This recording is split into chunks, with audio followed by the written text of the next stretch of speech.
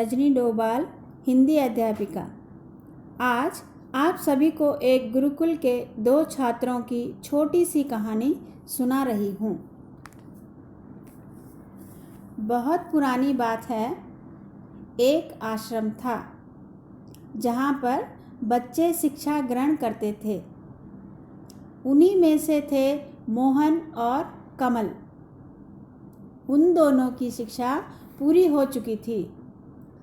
आश्रम के नियम अनुसार उन दोनों को अपने अपने घर जाना था। लेकिन जब दोनों अपने घर जाने लगे तो गुरुजी ने उन्हें अपने पास बुलाया और कहा कि बच्चों, तुम अपनी शिक्षा पूर्ण करके घर जा रहे हो, लेकिन घर जाने से पहले तुम्हें एक परीक्षा पूर्ण करनी होगी।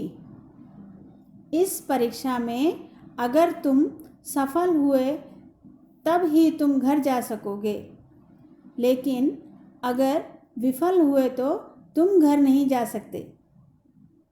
तभी मोहन ने पूछा, गुरुजी, आप कौन सी परीक्षा की बात कर रहे हैं?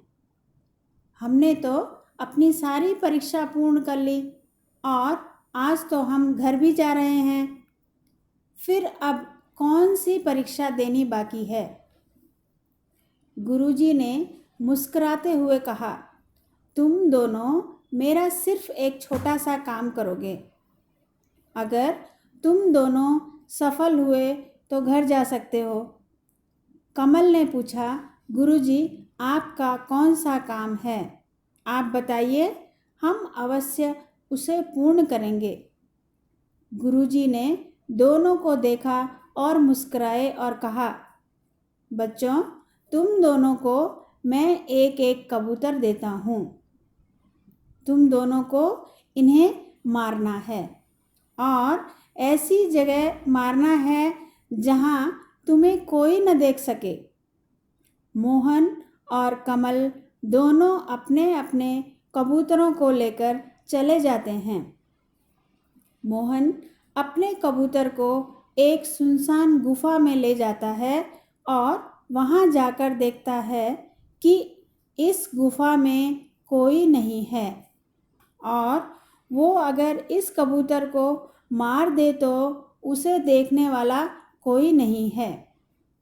यह सोचकर मोहन उस कबूतर की गर्दन मरोड़कर उसे मार देता है और फौरन गुरुजी के पास जाता है और कहता है, गुरुजी, मैंने उस कबूतर को मार दिया है।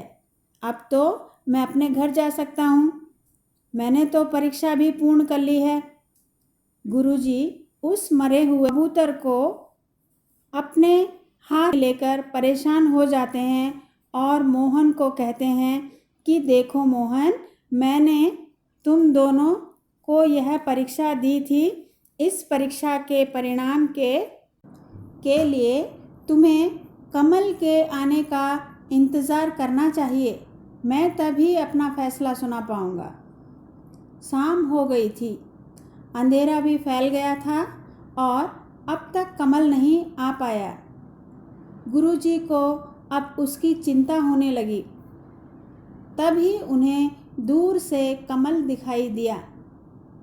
गुरुजी ने मोहन से कहा, देखो वो आ रहा है।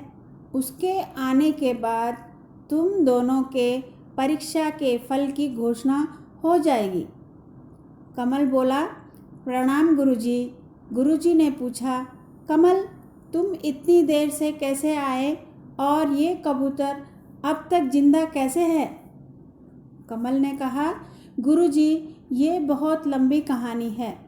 आप बस ये समझ लीजिए कि मैं इस परीक्षा में असफल हो गया हूँ। मैं इस कबूतर को नहीं मार पाऊँगा और इस कारण मैं अपने घर भी नहीं जा पाऊँगा। मुझे क्षमा कर दीजिए। यह सुनते ही गुरुजी उससे कहते हैं, रुको कमल, तुम जब तक हमें पूरी बात नहीं बताओगे, हम तुम्हें आश्रम में प्रवेश करने नहीं देंगे। बताओ क्या हुआ तुम्हारे साथ। कमल ने बोला, गुरुजी, जैसा कि आपने कहा था कि इस कबूतर को वहीं ले जाकर मारना होगा जहाँ कोई देख नहीं रहा हो, तो मैं इसे जंगल में ले गया। वहाँ पर सभी जानवर हमें देख रहे थे, इसलिए मैं इसे जंगल के अंदर ले गया। वहाँ तो जानवर मौजूद नहीं थे, लेकिन सारे पेड़ पौधे हमें देख रहे थे। इसके बाद मैं इसे समुद्र ले गया। वहाँ पर सारी मछलियाँ और समुद्र हमें देख रहा था। जब मैं इसे मारने के लिए पहाड़ पर ले गया तो सन्नाटा हमें देख रहा था। इसके बाद मैं इसे एक गुफा में ले गया तो वहाँ अंधेरा हमें देख रहा था।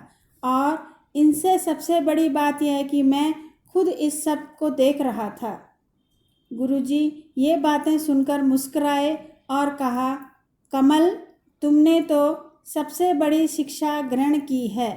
मैं जो तुम्हें समझाना चाहता था तुम उसे अच्छे से समझ गए।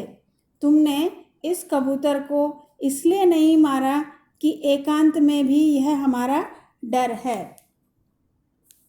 जो हमें गलत काम करने से रोकता है।